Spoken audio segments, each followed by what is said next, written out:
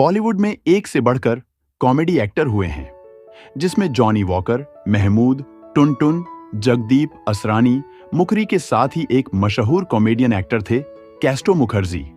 कैस्टो जैसे ही लड़खड़ाते हुए पर्दे पर अवतरित होते थे, दर्शकों की हंस हंस कर लोटपोट हो जाते थे।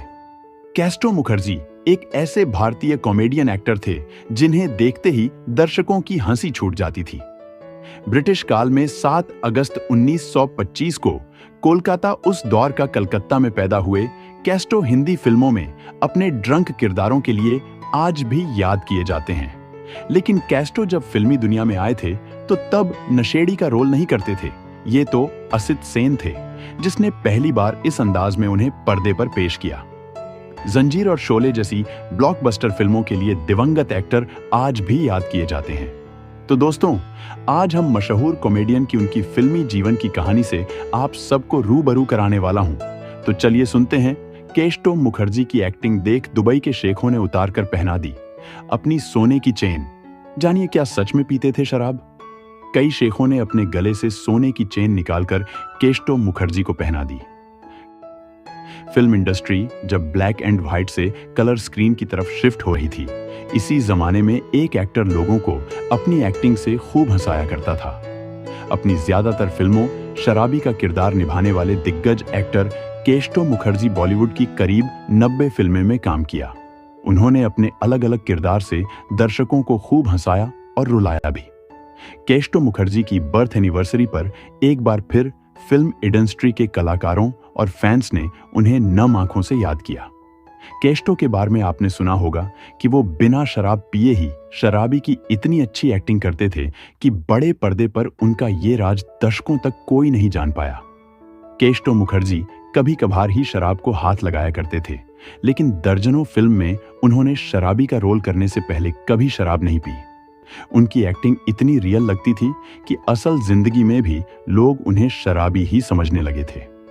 चुपके चुपके, बॉम्बे टू गोवा और शोले जैसी सुपरहिट फिल्मों में नजर आए कैस्टो मुखर्जी। ये महान कलाकार आज हमारे बीच नहीं है, लेकिन अपनी फिल्मों और किरदारों से वो हमेशा अपने फैंस के दिलों में जिंदा रहेंगे।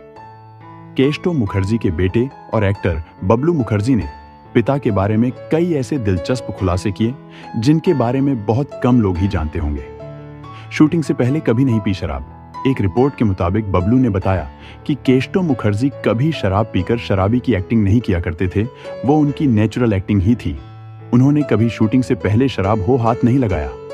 बबलू ने आगे कहा कि आज कल लोग शराबी की एक्टिंग करने के लिए सच में शराब पी लेते हैं, लेकिन कैस्टो मुखर्जी ने ऐसा कभी नहीं किया।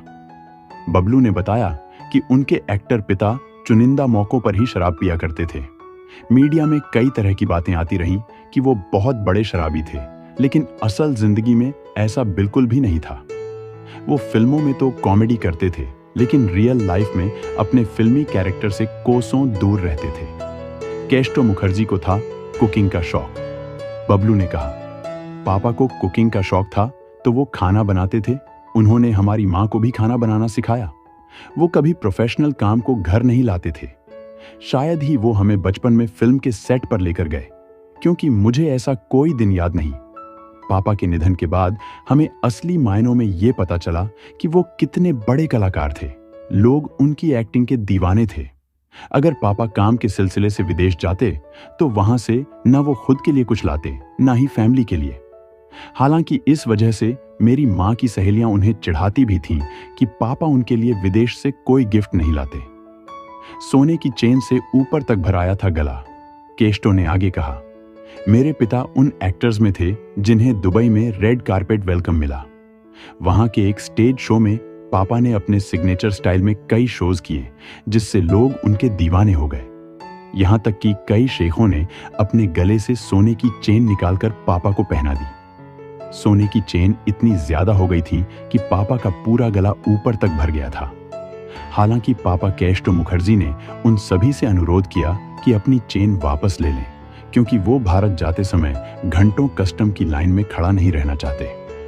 कस्टम से ही बचने के लिए पापा मेरी माँ को भी उनके पसंदीदा सामान मुंबई से ही दिलाया करते थे, भले ही वो कितनी भी महंगी क्यों न हो। तो दोस्तों, आपको ये स्टोरी अच्छी लगी हो तो एक लाइक जरूर करें। मेरे चैनल को प्लीज सब्सक्राइब करें अपना ख्याल रखें। धन्यवाद।